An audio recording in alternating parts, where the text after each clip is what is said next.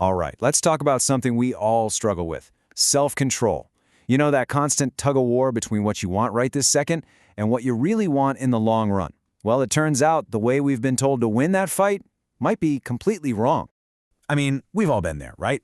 You kick off a new diet, you swear you're going to start saving money, or this is the year you quit smoking. The intentions are perfect.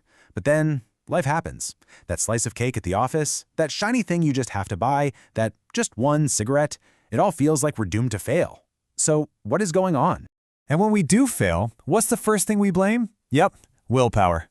We beat ourselves up thinking, I just don't have enough discipline, or I guess I'm just not strong enough. We've turned willpower into this mythical power that you're either born with or you're not.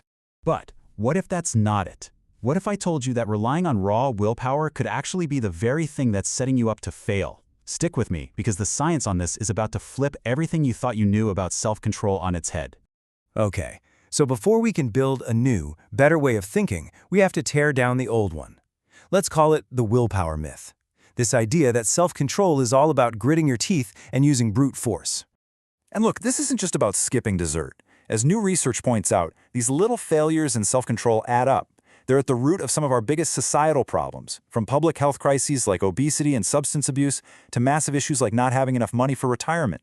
The stakes here are incredibly high. So, when we talk about that classic idea of willpower, what we really mean is effortful inhibition. It's that image you have in your head of the little angel on one shoulder physically wrestling the little devil on the other. It's all about pure white-knuckled mental force. And we've all been sold this idea that winning that mental wrestling match is the secret to success. But here's the absolute bombshell from the research. It's the exact opposite. The people who say they use the most willpower, the ones who feel like they are constantly fighting temptation, are actually the least successful at hitting their goals. Mind-blowing, right? It means the secret isn't what we thought it was at all. So if it's not about being stronger, then what's it about? Well, it's about being smarter. And that leads us to a completely new way of looking at this: the toolbox approach.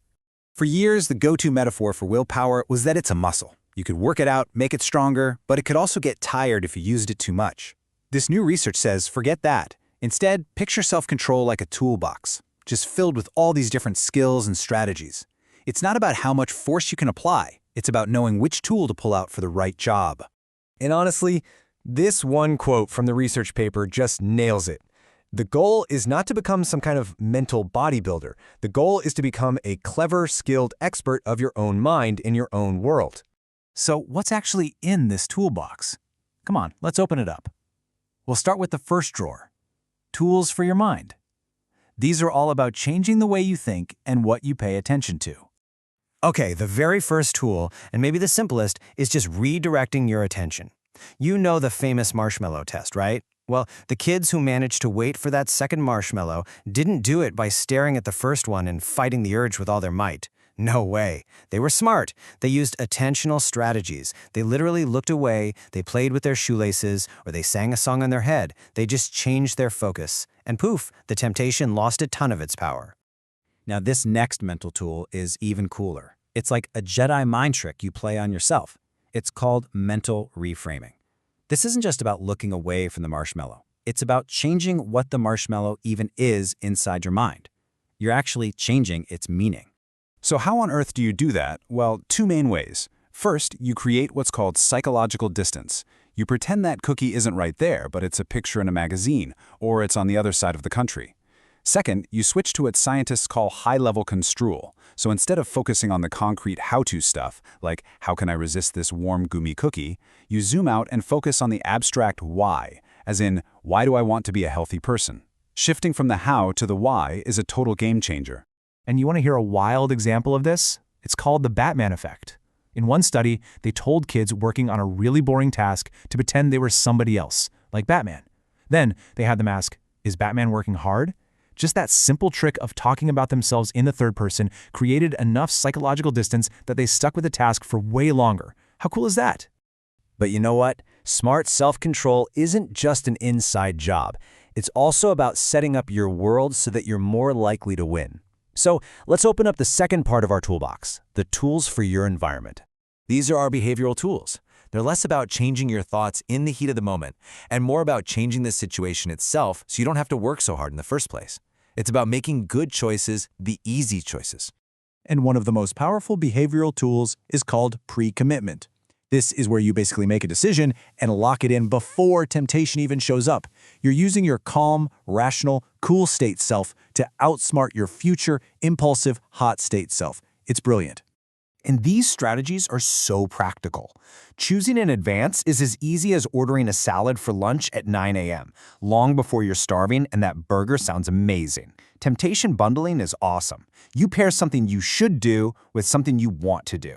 Like, you only let yourself listen to that amazing true crime podcast while you're at the gym.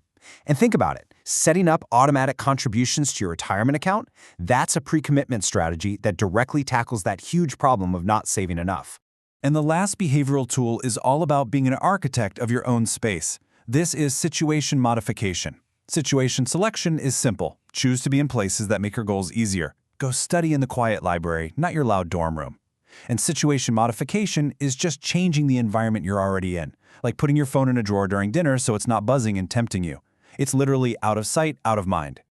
Okay, so we have busted the willpower myth, and we've filled up our toolbox with all these amazing mental and behavioral strategies. So what's the final piece of the puzzle? How do we become a truly smart self-controller? Well, here's the real secret. There is no one magic tool.